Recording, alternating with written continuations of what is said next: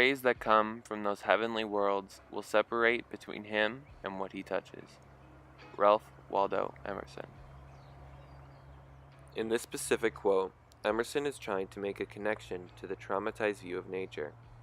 We look at nature and all of its beauty day in and day out. This repeated exposure to nature dulls our perspectives to a point where we do not see nature's beauty. We cut, destroy, and murder nature to fuel our selfish interests. Henry David Thoreau created 9 principles to live by, with 2 pertaining to nature. Thoreau insists we must look within ourselves to discover the connection between God and nature, and that once we live close to nature, it will be easier for us to discover such existence.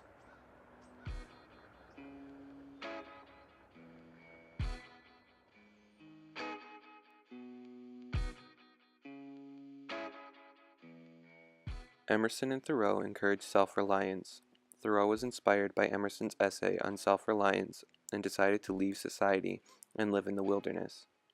We too should become more self-dependent, but Thoreau's extremism isn't recommended. My family and I practice self-reliance. We plant our own garden each year and can our own vegetables. We also have fruit trees that we pick every year.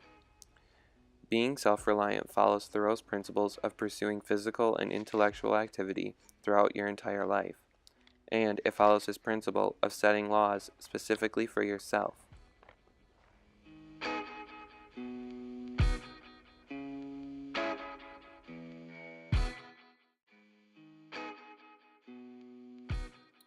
Simplicity is an important theme in the works of Emerson and Thoreau.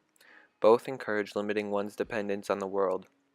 When taking the Simplicity survey, I scored a 47 out of 75. This score represents my willingness to lead a more simple life. Thoreau has many principles that contribute to simplicity. He encourages the finding of one's true self and the meaning of life. I was surprised that if my lifestyle was used by everyone on Earth, it would require 4.4 Earths to support them. As a result, I decided to cut the number of processed food products I use and use less electricity in one day.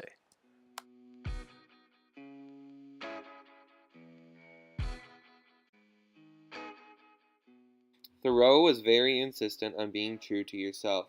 He had not only 1, but 5 different principles based on being true to yourself and your beliefs. A quote from Emerson says, "Insist on yourself, never imitate. Imitation is suicide."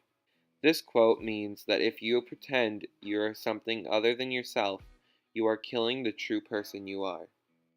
Civil disobedience follows Thoreau's idea of nonconformity. It is a step up from nonconforming to society's standards. Civil disobedience is not conforming to an unjust law publicly. Before, civil disobedience was not viewed as a taboo in society. Change was slow and detrimental. Now society looks up to people who practice civil disobedience on a large scale. Change may not be quick, but the beginning is starting small. Thoreau wrote in his essay Civil Disobedience, "For it matters not how small the beginning may seem to be, what is once well done is done forever." This message is a message of hope and stability, so that even we can change the world.